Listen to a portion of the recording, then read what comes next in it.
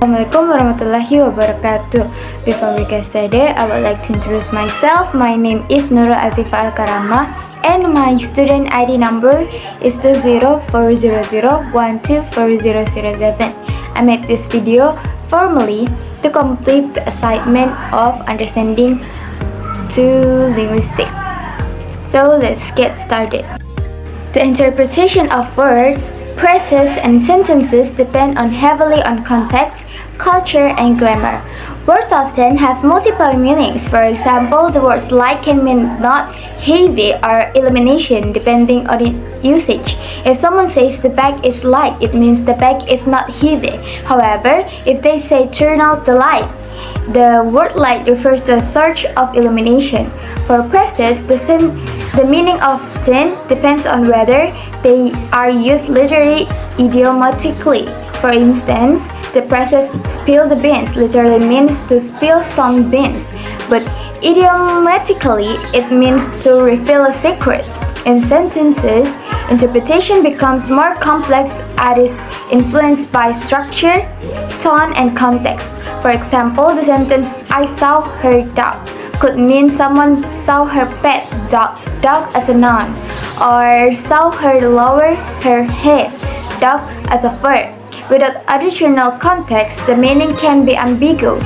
This shows that understanding language requires a deep awareness of context and the relationship between words. Ambiguity, as explained in the text, is a linguistic phenomenon in which a word, phrases, or even a sentence has more than one possible meaning. This often requires multiple interpretation, making it challenging for interlocutors to identify the intended meaning in communication. Ambiguity arises because words or sentences can have multiple meanings due to their context, structure, or usage. For example, the first is lexical ambiguity that occurs when a word has more than one meaning. Sentences, for example, the bank is closed today. The first meaning is a financial institution is closed. The second meaning is the side of a river is inaccessible. And the second is structural ambiguity. This happens when a sentence can be interpreted in more than one way to its grammatical structure. Sentence, for example, sentence I saw the man with a telescope. The first meaning is I used a telescope to see the man. The second meaning is the man I saw had a telescope. The third is semantic ambiguity. This arises when the overall meaning of a sentence is unclear due to the arrangement of its words. For example, the sentence visiting relatives can be annoying. The first meaning is going to visit relatives is annoying. The second meaning is relatives who come to visit are annoying. Ambiguity is common in daily conversation, and understanding the context is important to solve it. So, to understand ambiguous words or sentences correctly, we need to know what the speaker means and the situation and the background. This is why ambiguity is an important part of understanding and studying language. As are about what we do with words. A sentence isn't just about saying something. It often has a purpose. For example, it's cold in here could simply state a fact that hint that someone should close the window or even make them act on it. Sometimes speech asks are indirect, like when can you pass the salt is actually a polite way of requesting the salt, not a question about ability.